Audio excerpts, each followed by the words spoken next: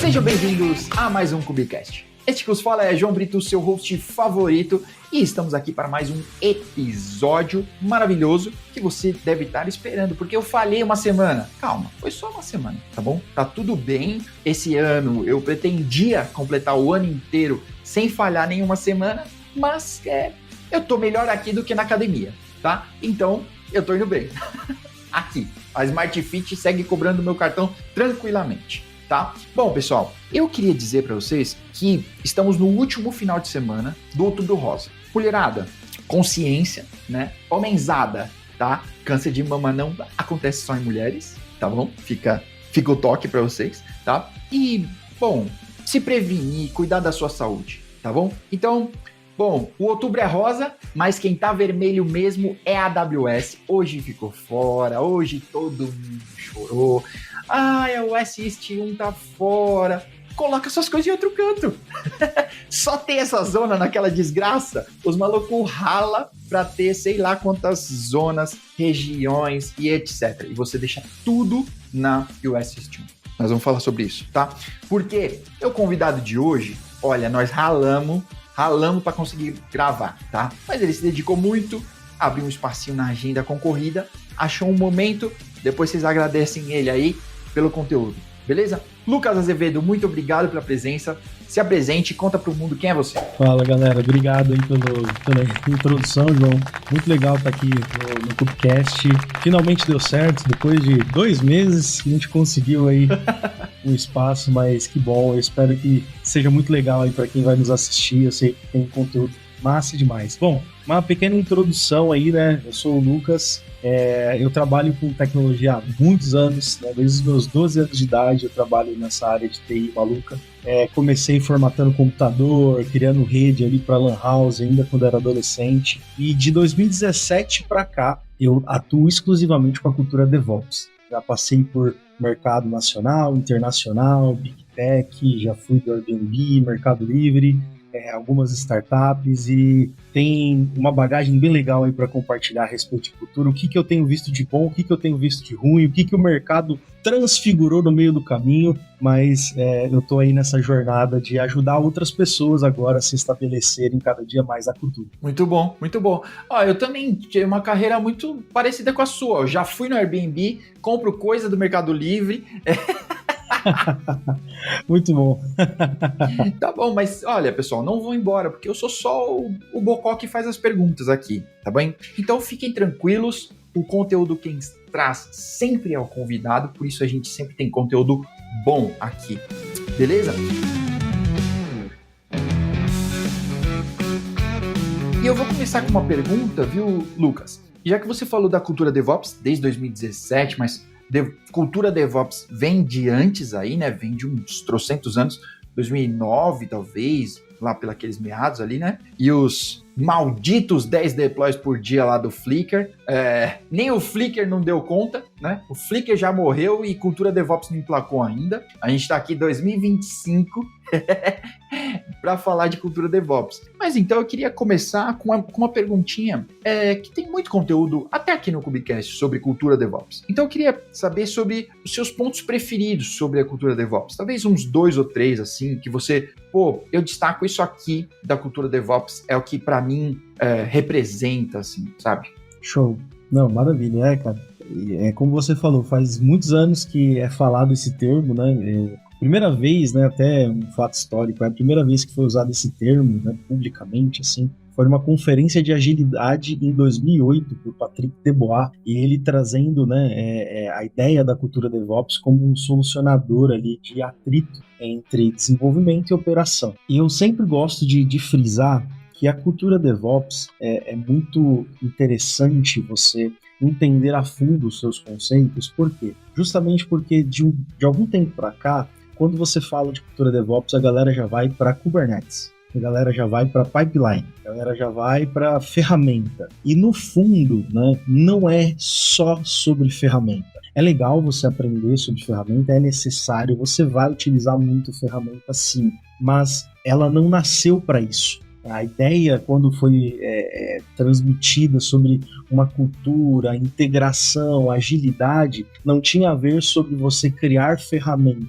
mas sim sobre você posicionar o seu mindset a ter agilidade naquilo que você está entregando.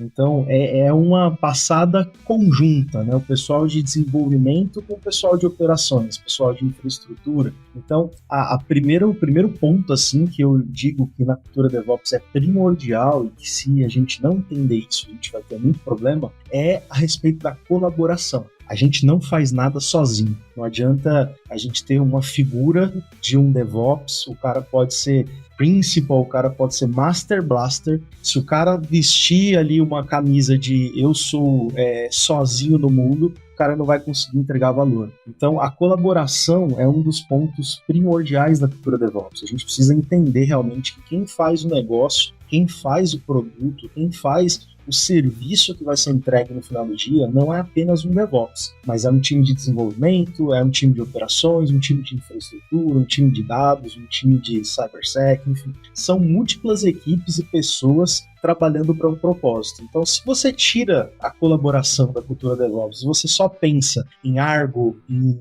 qualquer outra ferramenta ali, em Flux, qualquer coisa do tipo, você esquece do fator colaborativo, o fator de fato de você pegar junto, entender onde está o atrito e como a gente sai do outro lado, cara, você quebrou a cultura DevOps, você foi simplesmente mais um ferramenteiro aí da vida. Então, um dos pontos mais assim centrais da cultura é a colaboração. Legal. Eu gosto daquele acrônimo, né, do CALMS, né, pro DevOps, né, eu acho muito bom, mas que tudo que não tem em DevOps ou é difícil de encontrar é calma, né? É verdade. Pode crer. Mas me ligando a isso, eu fui stalkear o seu LinkedIn, né? Inclusive, pessoal, acessa lá o LinkedIn do Lucas, tá bom? Tá aqui embaixo em algum canto. E você fez uma comparação que eu achei muito legal e eu queria conversar sobre ela. Porque você falou que DevOps é muito mais xadrez do que uma corrida de 100 metros. Mas o que eu queria saber é como fazer isso se tornar verdade quando a gente tem o Gira sangrando de tarefa. Não hoje, porque hoje o Gira ficou fora também, viu, pessoal? Um abraço pra Atlassian. Mas quando o Gira tá sangrando de tarefa e o gerente tá na nossa orelha com prazo e tem só mais um negocinho urgente aqui. É o urgente do urgente. A gente precisa de uma palavra mais urgente, que urgente já é o status quo do Gira do DevOps. Como fazer, né? Porque, bom, como fazer? Eu tenho mais perguntas sobre isso. Legal. Não, show de bola. Cara, e é interessante, né? Sempre quando eu falo sobre cultura DevOps, sobre planejamento, sobre estrutura, colaboração, cultura, a galera vem realmente muito com essa ideia de, cara, como que eu consigo fazer, implementar a cultura DevOps? Como eu consigo, de fato, chegar nesse nível legal de funcionamento, sendo que ainda hoje muitos enxergam o DevOps como um coringa, onde ele vai atender qualquer tipo de chamado, qualquer tipo de solicitação, qualquer coisa que chegar. Desde criar um usuário e banco de dados até liberar IP em VPN. Qualquer coisa dos mundos ali acaba chegando pro DevOps. Passando, claro, por uma impressorazinha e um ar-condicionado sempre, né? Com certeza. E se o DevOps de hoje, né, não souber sobre café especial, café gourmet, sobre a torra perfeita, o cara nem pode ser considerado DevOps. Eu acho que o DevOps acabou virando o novo estagiário, né, do mundo de TI. Mas é super interessante, porque, de fato, quando a gente fala sobre a cultura DevOps, a gente fala sobre um processo de mudança de cultura e de mentalidade. Então você vai chegar num lugar onde a mentalidade muitas vezes não vai estar direcionada à colaboração, agilidade, processos bem definidos, uma estrutura mais abstrata, programática. Então, aquilo que a gente tem como ideal ali no mundo DevOps, você vai chegar num lugar que muitas vezes não vai estar implementado. Agora, O problema de a gente tratar DevOps como uma corrida de 100 metros é justamente a gente entra nessa roleta ali de ficar correndo e respondendo chamado, e a gente esquece do trabalho anterior ao atendimento de um chamado, que é de fato você mostrar para as pessoas o que é a cultura DevOps. E é um fator super importante isso. Muitas vezes, quando você chega no lugar, o seu principal desafio não vai ser os atendimentos, não vai ser, de fato, os tickets, mas vai ser entrar realmente na cabeça das pessoas e dizer, olha, eu estou aqui como um facilitador, eu estou aqui como um enabler, eu vou habilitar as pessoas a entregarem o seu valor máximo, mas para isso a gente vai ter cumprir alguns passos, a gente vai ter que percorrer uma jornada juntos. Quando eu falo justamente sobre DevOps ser xadrez, é porque no xadrez não adianta você ter velocidade, é como se a gente, trazendo para a tua analogia, é como se eu matasse ali 15, 20 tickets por dia ali no gira, qualquer board que você utilizar, mas você só está atendendo coisas desnecessárias, você não está olhando realmente para o objetivo. Qual que é o objetivo do xadrez? Você dá o checkmate ali no rei, você capturar ali a peça mais importante. Você tem um objetivo. Então, os seus movimentos, eles precisam ser calculados para chegar nesse objetivo. E se a gente entra nesse passo de vou correr e vou matar chamados, a gente acaba perdendo o fator estratégico, sabe? Eu sempre digo que se na tua sprint, se você está num lugar onde ainda não tem a cultura, né? E se na tua sprint não tem pelo menos uma atividade que não tem nada a ver com ferramenta, não tem nada a ver com tecnologia, provavelmente você está indo por uma direção errada, sabe? Porque muitas vezes o nosso trabalho vai ser criar uma reunião e explicar o que é DevOps. Criar uma apresentação para leigos dizendo o que é CI/CD, o que é agilidade, como abstrair. Então, realmente a gente precisa trabalhar de forma eficiente e eficaz, não só rápida. Massa, da hora. Bom, ainda sobre isso, você acredita que ainda aqui nos autos de 2025, passado quase 20 anos disso, a gente ainda tem pessoas que acham que DevOps é só Dev e Ops? É só essa treta que a gente quer resolver?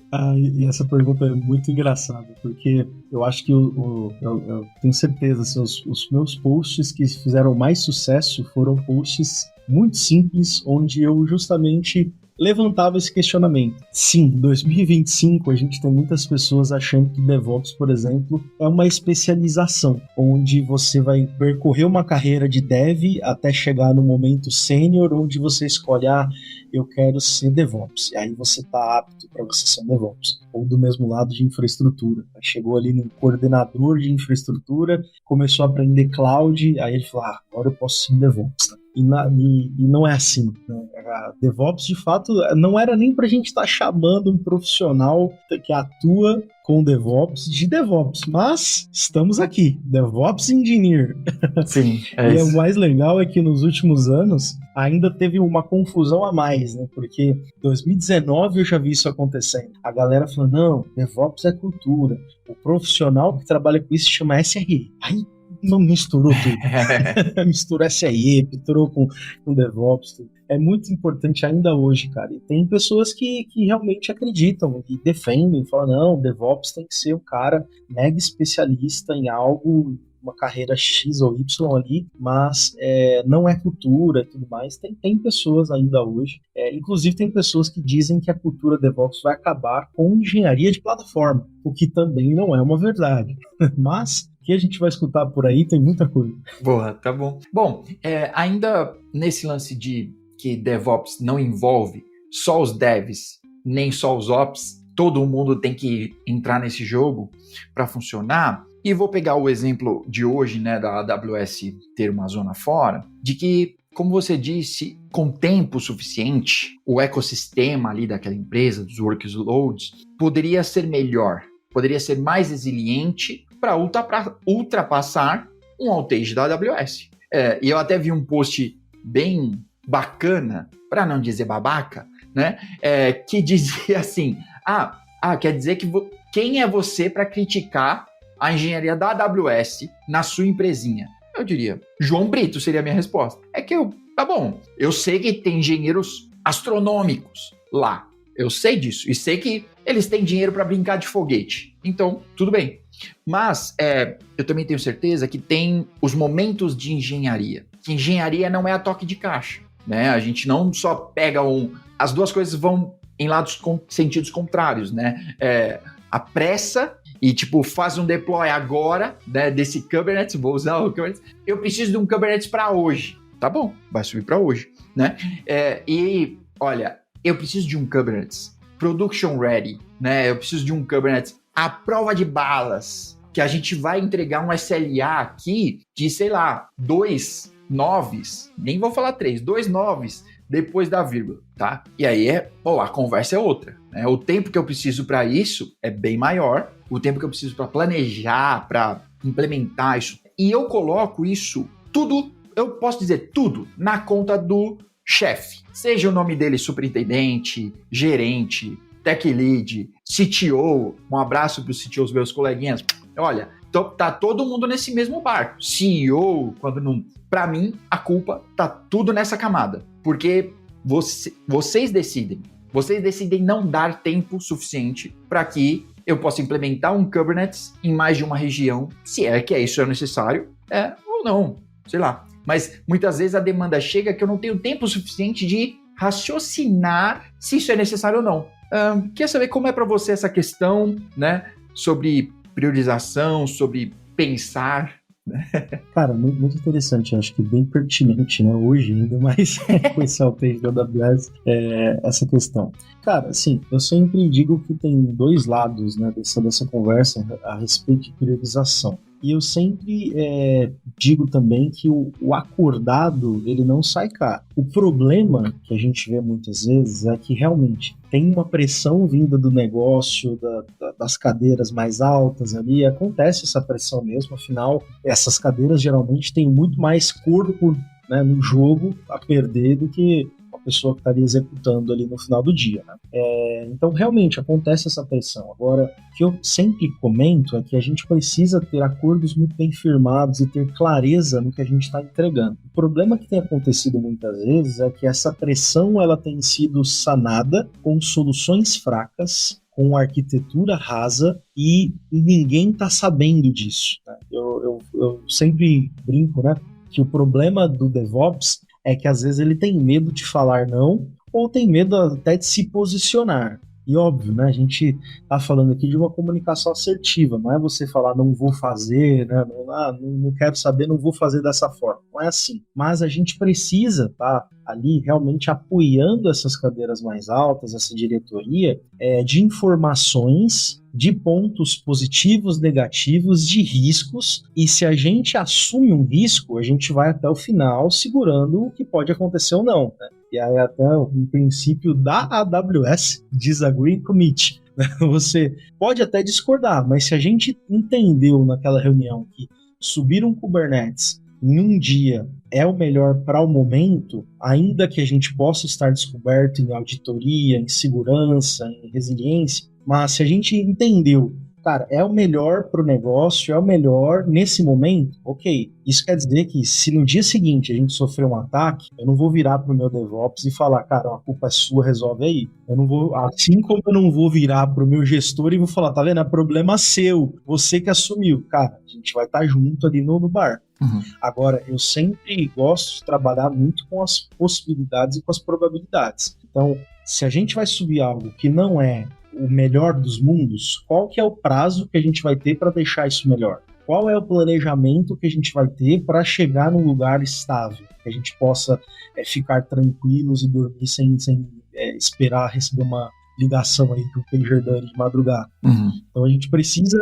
ter esse fator estratégico em conta para que a gente possa tomar essas decisões. Por exemplo, talvez o meu negócio hoje possa suportar 10, 12, 15 horas fora do ar numa região, mas talvez o meu negócio não esteja preparado para eu custear 2, 3 regiões de uma cloud que cobrem $1. Então a gente tem que balizar. Sim, não, total. Eu vou usar um exemplo e eu quero adentrar um pouco mais nesse assunto do SLA e do outage aqui, que ele vem a calhar.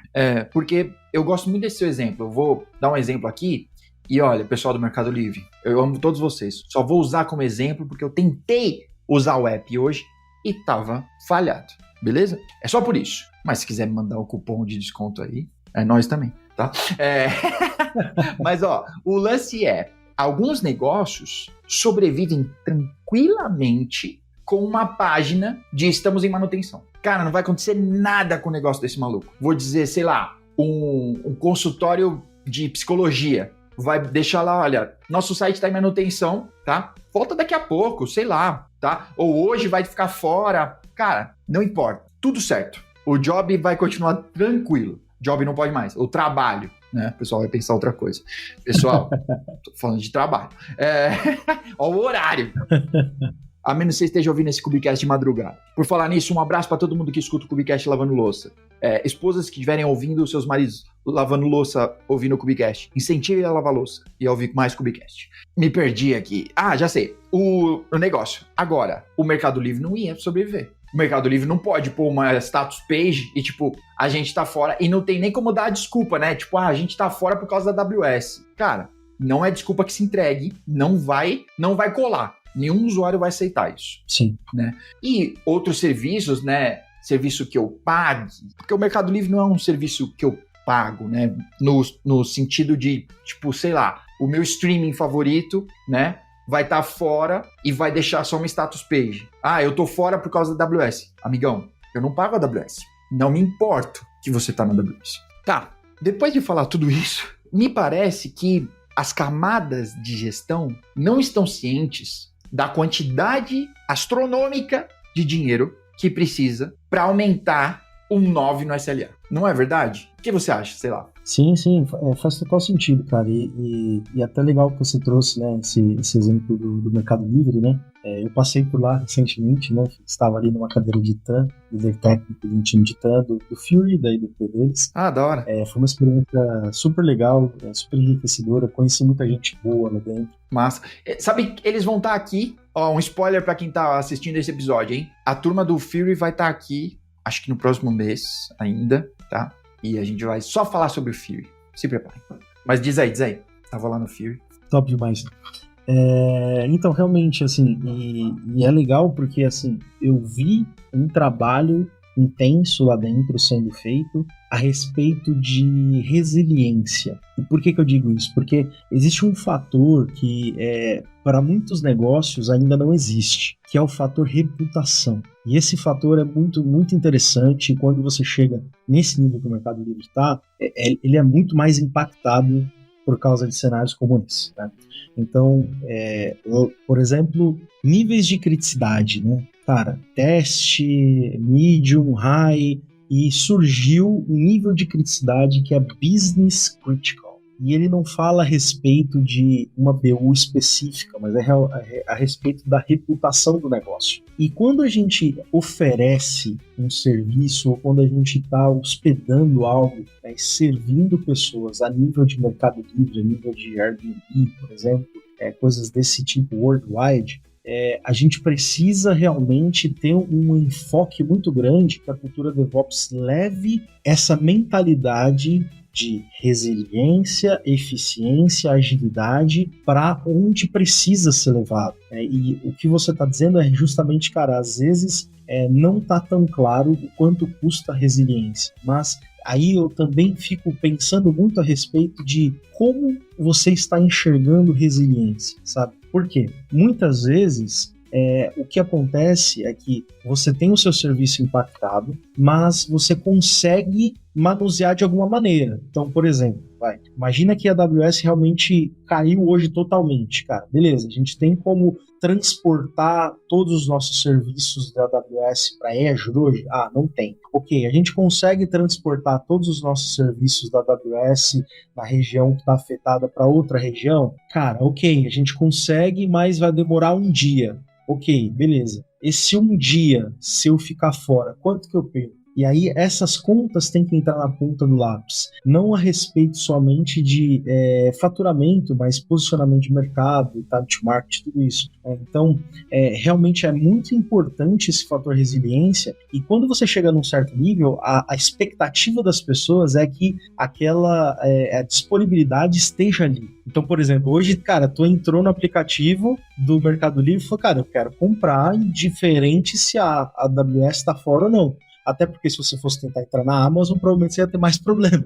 Então, realmente a expectativa das pessoas, ela precisa ser refletida nas decisões arquiteturais e como a cultura DevOps está levando isso para dentro de casa, sabe? Conectado a isso ainda, né, as expectativas de SLA e o impacto disso, né, porque aí você tem em contrapartida, né, o desespero, né, do trabalho que não foi feito, né, eu vou chamar assim, do trabalho que não foi priorizado, né?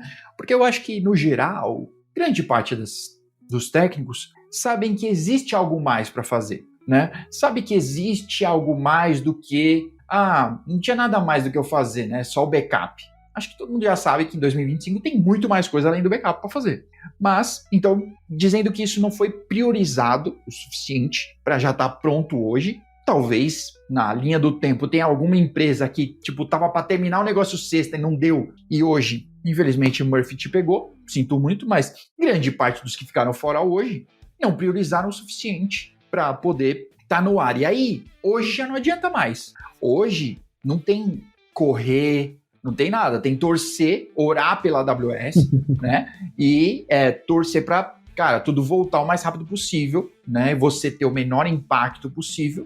E aí, como você disse, né, sobre essa reputação, né, às vezes, sei lá, mandar uma cartinha para os seus clientes, né, sei lá, estou imaginando aqui, né, uma empresa financeira ou essas de investimento, né, que ficou alguma coisa fora hoje, mandando uma cartinha para os clientes, olha, a gente ficou mesmo fora, a gente está trabalhando para num próximo evento desse não ficar, etc, né, e beleza, fazer mesmo o que ele está prometendo, mas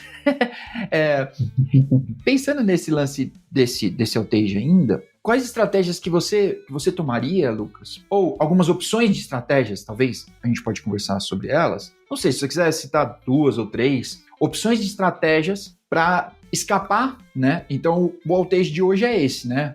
Uma zona da AWS ficou fora. Quais estratégias você tomaria, assim? Ou você indicaria, na verdade, né? Eu acho. Claro. Bom, temos algumas a se pensar, né?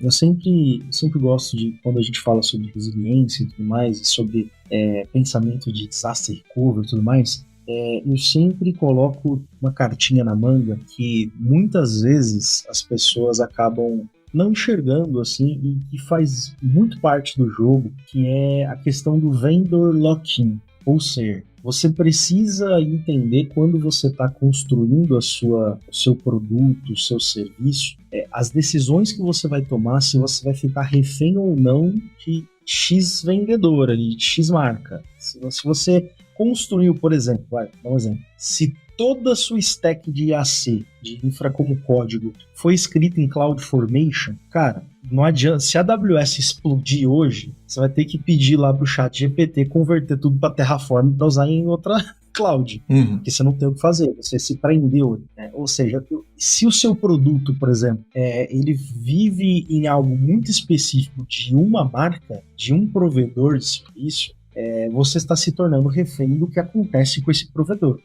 Isso é um ponto importante, assim, é o ponto de partida para você pensar resiliência. Cara, minha arquitetura, eu consigo tirar ela de onde eu estou e colocar em outro lugar? Esse é o primeiro ponto. Segundo ponto, né, que aí a gente começa a falar sobre as estratégias realmente de resiliência. O fator determinante é, de fato, você estar em mais de uma zona ou mais de uma região. E aí vai de acordo com a necessidade do teu negócio. Como você comentou, cara, se você tem uma landing page ali que você está vendendo alguma coisa ali, você tem recorrência baixa, se você tem um problema que o seu bucket na região de West East One ali tá com problema, ok, tá tudo bem, você espera, né, ok. Mas se você tem um produto já tem uma gama de usuários ali, você precisa começar a pensar em estar mais em uma região. Até porque, né, não é uma crítica a quem utiliza US East 1, porque US East 1 é uma região que tem um fator financeiro ali, para algumas pessoas tem um custo mais em conta,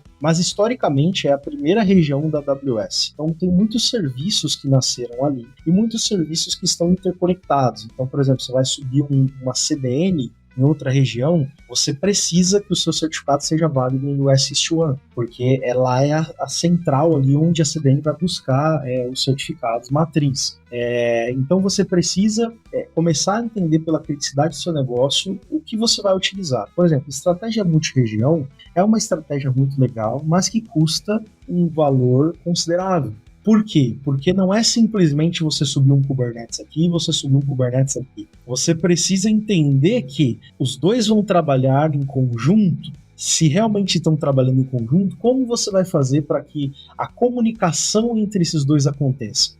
A mesma coisa a questão de banco, por exemplo. Se você tem um banco de dados na região ali de Norte Virgínia e você quer ter ali a multirregião trabalhando em Ohio, por exemplo, ou em outra região qualquer, na Oregon, você precisa ter um trabalho ali de DMS, né, de Data Migration Service, ali, por exemplo, muito grande. Você vai ter que ter uma escrita e uma leitura muito rápida. Isso já começa a envolver outros custos de link dedicado, custos ali de comunicação agressiva e outros, lembrando que a gente está pagando isso em dólar. Então, essa estratégia de multirregião é uma estratégia que acontece, que muitos serviços acabam utilizando. É uma das alternativas. Tá? Ainda sobre o multi-region, que essa parece ser normalmente a primeira estratégia a ser levantada, né? Porque é mais simples do que multizona ou do que multi-cloud. Então, multi-region, ou mais barata, eu vou dizer, né? Mas ainda tem eu acho que a criticidade dos dados e quanto, né, você pode estar atrás das coisas, né?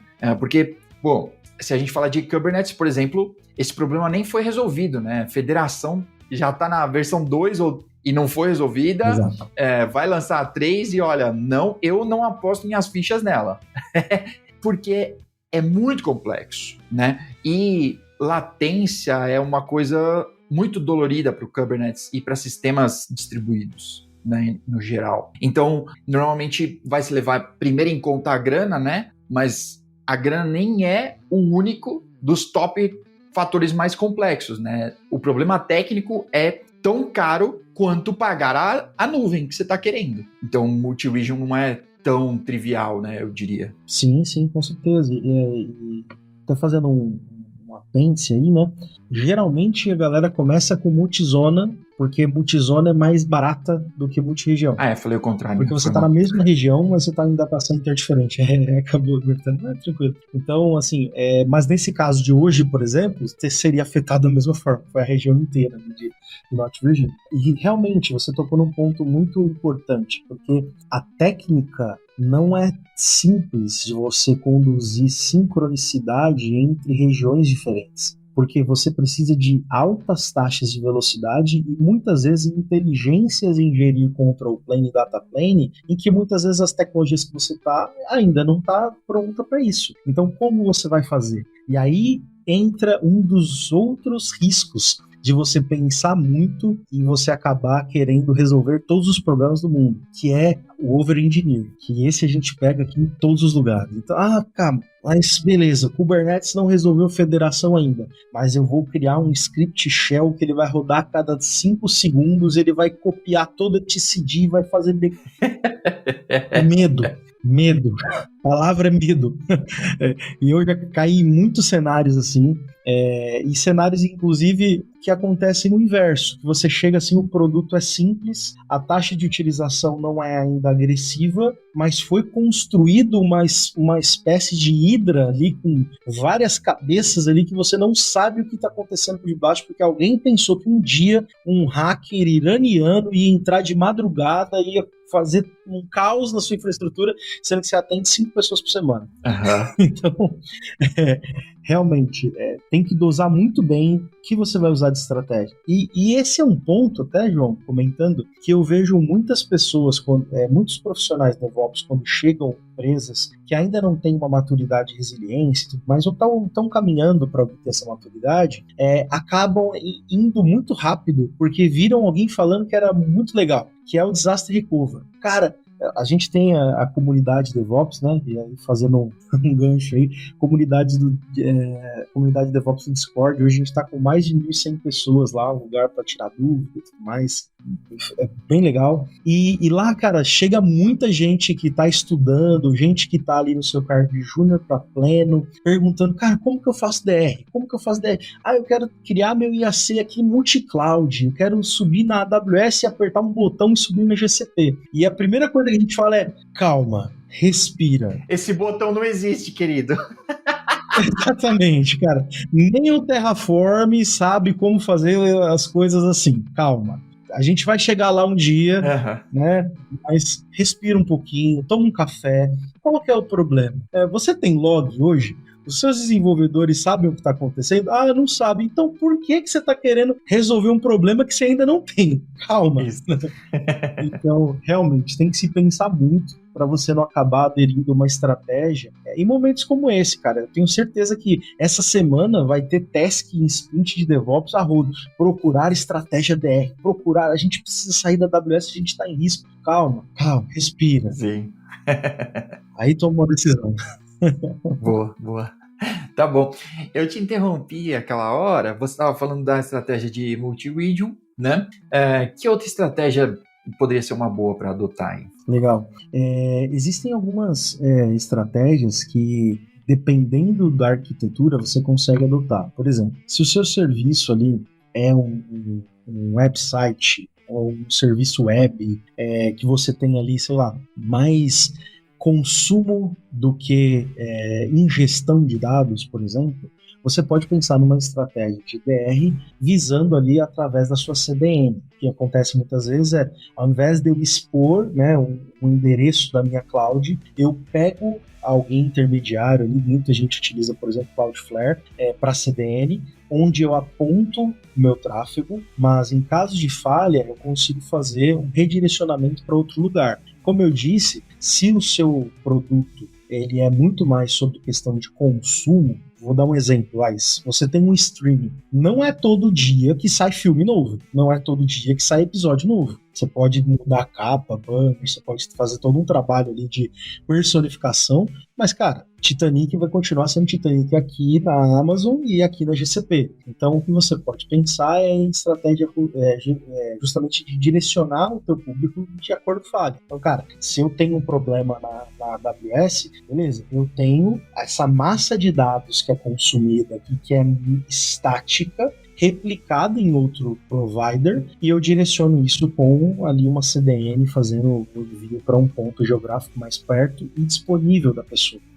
Essa é uma outra estratégia também, mas como eu falei, depende do serviço. Se é um serviço com muita ingestão de dados, eu estou cadastrando alguma coisa, eu quero ver, muitas vezes você vai ter esse problema mesmo dele. E se você tem dinheiro para rasgar, pode ir lá na Akamai, né? Brincadeira. Um abraço, meu irmão trabalha na Akamai. Um abraço, Guti. Destruindo a possibilidade de patrocínio da Akamai em 3, 2... Brincadeira. Exatamente. Akamai, se você patrocinar, a gente fala bem de você e fala mal do Cloudflare. Tá? Não, boa. Tem uma estratégia que eu gosto muito, porque ela vai parar de bater em DevOps e bate nos devs, que é de Circuit Breaker. Porque aí ela pega toda aquela estratégia de... aquele esquema, aquela arquitetura rasa, e você fala pro cara, se a gente colocar um circuit breaker aqui, fudeu daí pra frente, não, nada mais dá certo, mas ao mesmo tempo é igual o Canary Deployment, que a gente só vê em 2 lugares, circuit breaker e Canary Deployment, em apresentação. Na real, na prática, olha, o que eu já vi de apresentação, o que eu já fiz de apresentação, eu já apresentei sobre o Spinnaker, gente, pra vocês terem ideia. Quem usa Spinnaker? Nem os caras da Spinnaker não usam. Bom, mas eu queria saber de você aí, tirando dessa camada aqui, né, quais outros problemas né, você pode destacar assim, que saem da nossa camada de infra, e aí a gente tem que fazer valer a cartinha do DevOps e chamar a turma de dev para participar, chamar os arquitetos, né, chamar essa turma toda pro jogo. Não que nas outras não precise, mas... Sim, claro. Não, sim, perfeito. Cara, eu lembro de uma vez eu estava conversando, né, uma experiência bem, bem legal. Estava conversando com alguns desenvolvedores a respeito de um desenho ali de uma arquitetura, seria como se fosse um SaaS ali. E a gente estava debatendo alguns pontos e eu achei muito interessante porque em nenhum momento eles pensaram em nenhuma falha. e esse é um ponto que o DevOps ele precisa estar realmente atento e levantando essa mão ali para o pessoal de desenvolvimento, de segurança e tudo mais, que, cara, as coisas elas tendem a falhar, as coisas acontecem, vai acontecer em algum momento alguma falha, e a gente precisa entender quais estratégias que a gente pode contornar aquela falha que está acontecendo. E aí eu dei um exemplo mega simples, assim, cara, se você tem ali um serviço, né, a pessoa vai se cadastrar no seu serviço, você pode ter fallbacks ali para escrita em banco, por exemplo. Coisa bem simples. Ou seja, a pessoa vai digitar ali um formulário, a pessoa vai dar o apply e a sua aplicação ela vai se comunicar com o banco de dados e salvar ali os dados que a pessoa colocou. Mas e se esse banco ficar fora? Ah, não, mas eu preciso então que o DevOps faça a mágica que o banco esteja 200% disponível. A gente ainda não consegue fazer isso, mas... talvez no teu código você possa colocar uma condição de verificação e salvar em cache. Uma coisa simples, assim, cara, se eu não consigo comunicação com o banco, cara, eu starto em cache e eu continuo recebendo aquelas requisições, cara, o banco voltou, salvo lá no banco, levo a informação para lá. Então, a gente precisa ter esse olhar arquitetural para questionar muitas decisões. E é uma questão que muitas pessoas acabam me perguntando, né? Porque ainda nessa visão de que o DevOps é um especialista em tudo, ele é um especialista em Dev, um especialista em Ops, ele é um especialista em todas as áreas, muitos questionam, falam, cara, mas Lucas, você não é programador, cara, você não teve carreira como Dev, como que você é DevOps, como que você tem sucesso sem DevOps? Eu falei, cara, porque eu estudo arquitetura de software e eu não preciso ser um desenvolvedor para isso, mas eu entendo conceitos básicos, modulação, fallback, coisas, circuit breaker, system design. Eu estudo essas coisas porque não porque eu vou utilizar e vou criar monstros do meu lado da página, mas porque realmente eu preciso ter um conhecimento estruturado para fazer questionamentos sensatos. E esse tem sido muitas vezes o problema de muitos DevOps. Eles não têm conhecimento para questionar de uma forma boa, para propor sugestões ou para propor lições de casa ali para os times que estão atuando naquele produto e acabam acatando qualquer coisa. E eles acatam atividades. Eu lembro de uma vez, uma situação muito interessante.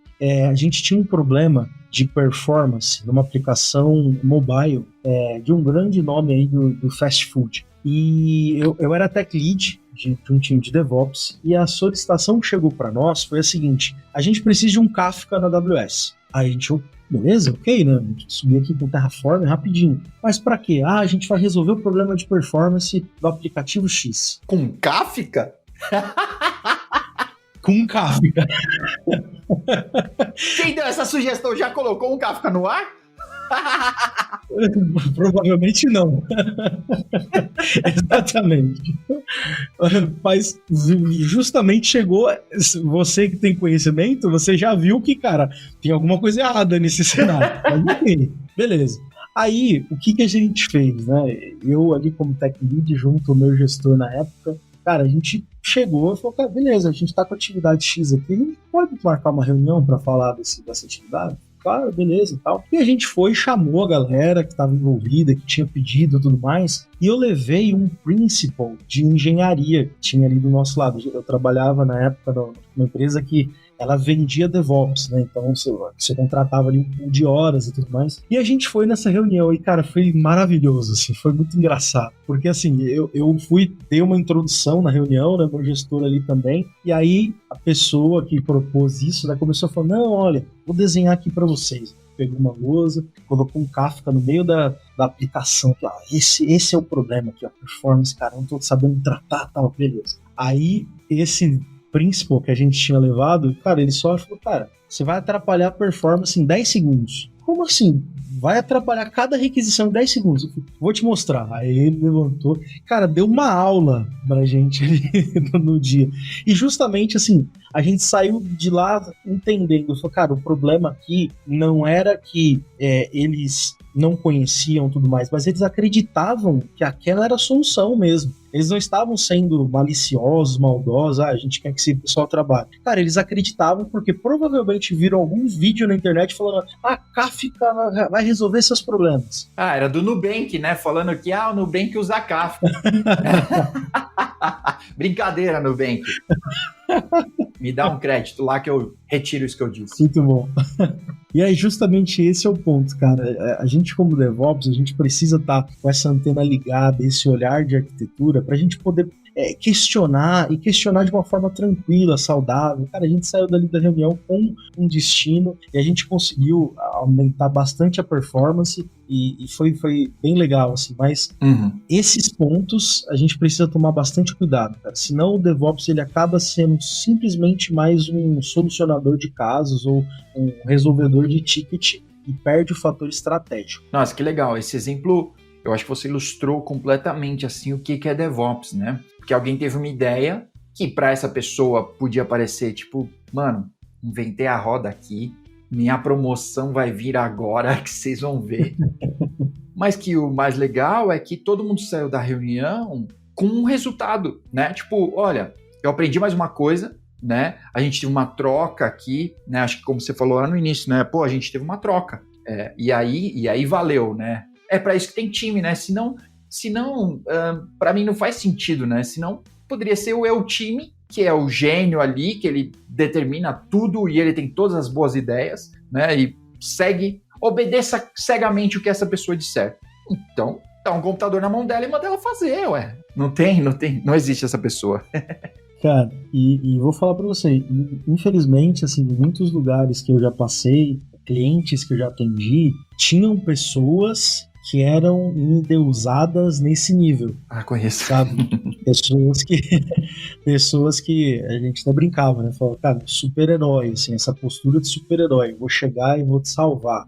Vou chegar, pode contar comigo que eu vou fazer qualquer coisa. E muitas vezes, alguns gestores olham para essa pessoa e falam, nossa, esse cara tá voando, esse cara, olha, todo mundo precisa dele, ele é um cara indispensável. Mas numa visão realmente estratégica, isso é um baita problema. Porque se você tem uma única pessoa que é o Superman do seu negócio, cara, se o dia essa pessoa tiver uma gripe, parar, você não tem simplesmente uma pessoa fora, você tem equipes fora, porque aquela pessoa criou ali um gargalo em si mesma que não soube lidar. Então, justamente, a gente precisa entender que o DevOps ele tem esse papel. Cara, eu vou levar as coisas para um nível de conhecimento onde todo mundo precisa estar junto, todo mundo tem o seu papel aqui de importância, a gente vai tomar uma decisão sensata com base em agilidade, em segurança, em resiliência, em observabilidade, para que a gente possa melhorar cada dia mais, sabe? E eu até uma dica para a galera, né? Tem um framework de tomada de decisão que eu gosto muito, chamado SPADE, o acrônimo espada em inglês ali, é um framework de decisão que quem criou foi um diretor de produto do Google, que saiu, que não é mais do Google hoje, mas é basicamente um paper onde você define qual é de fato o seu problema, ou seja, o que você precisa resolver, quais são as pessoas envolvidas naquela tomada de decisão, quais são as alternativas, qual é a decisão final de todas aquelas pessoas envolvidas e no final você explica, você leva para um consenso público porque você tomou aquela decisão. Por isso que o SPADE é Setting, People, Alternatives, Decision e Explain. E você tem isso embasado para que todos entendam. Fala, cara, beleza, por que a gente não está usando o Datadog e a gente está usando o GTM? Usando a stack ali do Lock, Grafana e tudo mais. Cara, porque eu tinha alternativas, as pessoas que estavam envolvidas, que estão os stakeholders, entenderam que a melhor opção era essa, tá aqui documentado, ninguém é dono da verdade, a gente fez um estudo, a gente saiu do outro lado, mas, como eu disse, é uma jornada, não tem como chegar e em uma semana resolver tudo, não, cara, até chegar nesse nível você demora um pouquinho. Olha, eu não sei se é esse paper, provavelmente não, porque eu não sou uma pessoa letrada o suficiente para ler papers, mas eu li um blog post que falava justamente sobre isso, que é: seu time não precisa de super-herói. É horrível para o seu time ter um super-herói, porque as pessoas se acomodam, essa pessoa vai se achar cada vez mais, então o nível do seu time para de crescer. Sim. Você não tem pares para trocar ideia, então normalmente todas as ideias saem de uma única cabeça, né? Então isso é péssimo, assim. E normalmente uma pessoa não quer ver isso, né? Normalmente é o super-herói, né? Ele não quer ver isso. E isso é ruim para essa pessoa também, né? Ela não percebe que o gerente adora que ela seja o super-herói, porque ele nunca vai tirar esse maluco de lá. Sim. Ele vai ficar nessa cadeira de super-herói o resto da vida dele, não vai ser promovido, não vai mudar de time, não vai pegar desafio novo. Não, ele é excelente nisso que ele tá fazendo, deixa ele lá, tá tudo bem, assim, né? E vai promovendo pessoas, e normalmente você vai escutar essas pessoas dizendo: ah, tá vendo? Eu sei muito mais, tenho muito mais experiência, e quem passou foi o puxa-saco, que foi promovido. Não é que a pessoa puxa-saco, né? É que ela talvez tá tendo um pouquinho mais de visão que você, né? Talvez. Mas é muito ruim ter champions, né? É muito ruim, cara, ter esses champions mesmo, cara. E tem um fator ainda que não é colocado muitas vezes na conta, que é o fator, cara, saúde pessoal. Porque assim, essa pessoa, ela pode ali, às vezes, estar achando que está resolvendo todos os problemas, está super feliz profissionalmente, mas, cara, para ela resolver uma demanda de uma empresa de 200, 300 pessoas, de um corpo de engenharia de 50, 60 pessoas, essa pessoa não está tendo tempo com a família, não está tendo tempo de se cuidar, de fazer uma academia, de, sei lá, fazer alguma coisa saudável, ter um tempo só para ela. Aquela pessoa provavelmente está sendo ligada de madrugada, final de semana. Aquela pessoa está envolvida em todos os projetos. Cara, isso não é saudável, sabe? E uma coisa que eu aprendi nos últimos anos, e que eu sempre falo para muita galera, cara, as empresas elas vão passar, sua vida e a sua família não. Elas vão continuar aí, você precisa tomar mais conta desses dois pilares, do que do seu negócio, do que da empresa. E, cara, amanhã ou depois, o Lucas, que era esse exímio DevOps, cara, não vai ser tão bom para a empresa X, e tá tudo bem. Agora, cara, minha esposa, que tá comigo aqui, 5 anos casado já, cara, ela tá suportando esse trabalho, essa evolução e tudo mais, e eu tô penalizando ela, dando o meu melhor para outros, que um dia vão passar e ela vai estar aqui. Um exemplo simples, sabe? Sim, é verdade. Totalmente verdade, Lucas. Parabéns. Eu concordo completamente com isso. Bom, cara, pra gente ir encerrando aqui nosso episódio, né? Obrigado, primeiramente, aí, por tanto conhecimento que você está compartilhando. Mas pra gente ir encerrando aqui, vamos às nossas recomendações, né? Pra turma, pra eles esquecerem que existe um DR, a AWS tá fora mesmo, liga o Netflix aí se estiver funcionando, ou então assiste algum que você baixou de forma questionável, né? No mínimo. Então, diz aí, Lucas.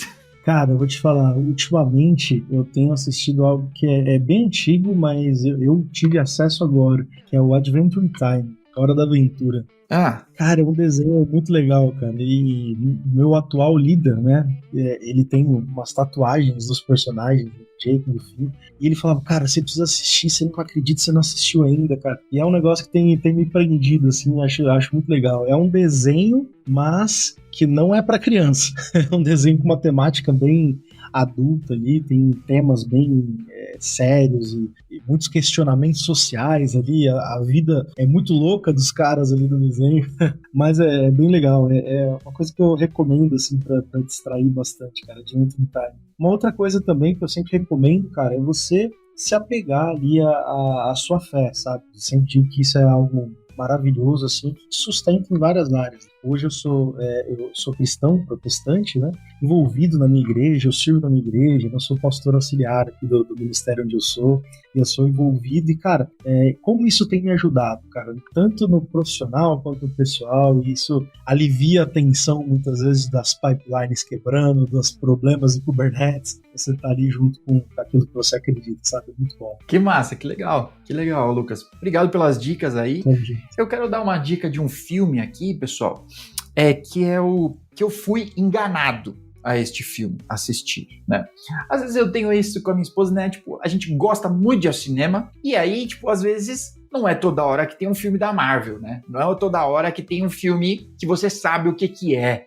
Às vezes você, vou dar uma chance pra esse filme. Grande parte das pessoas devem ter assistido, ou pelo menos sabem da existência, né, do filme Extraordinário, que é daquele garoto que nasce com problema no rosto e tudo mais. E aí, eu vi lá no cinema Extraordinário 2. Eu pensei, o que será que vai acontecer, né? Bom, o primeiro é legal, vamos assistir o 2, né? Tá bom. Que o primeiro é realmente bom, né? Eu achei muito bom o filme. E aí, tá bom, vamos ao filme. E aí o filme, ele tem um subtítulo, né, que se chama Pássaro Branco. E aí ele vai tratar, então, pra vocês poderem assistir, tá no... como chama o streaming? No Prime Video. Tá no Prime. Só tenta acessar amanhã, tá, pessoal? Porque Prime... O Prime hoje... O Prime hoje tá meio bagunçado, viu, pessoal? Um abraço pro pessoal que tá cuidando do Prime, viu? Verdade, boa, Lucas. Mas, tá lá no Prime e ele é assim, ele vai dar um próximo passo na história, né? Mas ele pega um gancho muito fraco. Esse filme não podia se chamar Extraordinário 2, né? É uma estratégia de marketing feia, tá? O filme é bom, mas a estratégia de marketing de ligar os dois é ruim. Porque ele pega o moleque que fazia bullying com o Extraordinário lá, sei lá o nome do moleque, o que fazia bullying. Então, ele aparece no segundo filme, no início do filme, né? E aí ele tá reclamando ali e tudo, papapá, a avó vai contar uma história pra ele, e é tipo, era uma vez, e é a história da avó lá no início da guerra. Então, cara, não tem nenhuma ligação com o Extraordinário. Vocês já perceberam, a ligação termina aí, cara. Aí, 5 minutos de filme, fim da ligação, o cabo se quebra. Mas o filme é bom, vale a pena assistir. É um filme bem legal mesmo, assim. O marketing funcionou, né, pro filme. O marketing funcionou, tá? Eu caí, né, como um bom trouxa do marketing, tá? Mas é bem legal o filme, vale a pena assistir, assim. É um drama, né, daquele período ali da guerra, mas vale a pena, bem legal, assim. Então essa é a minha dica desse momento. E eu fico com uma segunda dica, eu concordo com o Lucas, de um tempo pra cá eu tenho dito, não espere perder sua vida pra você começar a viver, tá? Quem acompanha o Clubecast há um tempo sabe que eu quase perdi a minha, então eu tô tentando viver a minha agora, antes que eu perca de novo. Tá bem? Ô Lucas, poxa cara, eu quero agradecer muito esse papo, um papo muito legal, e bater na AWS é sempre legal, milionário tem mais que apanhar mesmo, então... Obrigado pela sua presença. Queria deixar esse espaço aberto agora, se você quiser deixar um recado pra turma aí, esse é o momento. Além do link do Discord, né? Pra turma poder entrar. Claro. Cara, queria também agradecer, cara. Obrigado, João, pelo papo, cara. Sensacional esse espaço aqui que você traz, a galera da comunidade, para enriquecer a outros, né? A fazer as pessoas crescerem e tudo mais. É óbvio, com muito humor, muita diversão, e tá certo mesmo, né? Deixa a parte séria para quem atendeu a ligação da AWS. Boa. Bom, eu queria agradecer também ao pessoal aí de casa, né? E dar alguns recadinhos aí bem rápidos, né? Galera que me segue aí no LinkedIn e tudo mais, cara, tô sempre postando todos os dias ali bastante conteúdo voltado, né, para a área, para desenvolvimento dos profissionais de DevOps, para amadurecer essa ideia da cultura DevOps também no mercado de trabalho, que está muito defasado. Então, se você ainda não me segue, Lucas Azevedo, pode buscar por L Azevedo DevOps, vai aparecer também ali no LinkedIn. No próprio LinkedIn, ali no meu perfil, você vai ter o acesso ao link da comunidade do DevOps no Discord, totalmente de graça. É um lugar com, como eu falei, mais de 1.100 pessoas ali, diversos profissionais já bem estabelecidos. Tem gente trabalhando no exterior, aqui dentro do país mesmo, trabalhando em grandes companhias, e pessoas que querem aprender, que tem ali espaço para tirar dúvida, pedir indicação. A gente já teve pessoas contratadas ali dentro da comunidade. Cara, tá sendo algo muito legal, e é um espaço realmente para essa troca, para crescer. Então, basicamente é isso, galera. Sigam aí nas redes sociais. Eu tenho o meu canal do YouTube também, L Azevedo DevOps. Tá meio esquecidinho, mas vai vir coisa boa aí até o final do ano. Então, já se inscrevam lá também. Vai ser muito bom poder ajudá-los aí nessa jornada da cultura DevOps. Boa, massa. Muito legal, Lucas. Obrigado. Pessoal, o último jabá aqui, rapidinho, não vai embora. Olha só, abriu a última turma, não é jabá, é só pela amizade. Abriu a última turma desse ano do Descomplicando System Design, que é o cursinho que o Fidelis dá lá na Linux Tips. Que eu saiba, é a última turma que vai ter esse ano. Acabou de abrir, ainda tem umas vaguinhas lá. Espero que ainda tenha alguma vaga quando chegar aqui, mas quando você ouvir esse episódio, se não tiver ainda, ano que vem tem mais, com certeza. Se liguem no System Design, não espera a AWS cair para você querer se mexer, que aí já é too late, beleza? Com esse recadinho animador é que eu me despeço. A gente se vê no próximo episódio. Até mais. Tchau.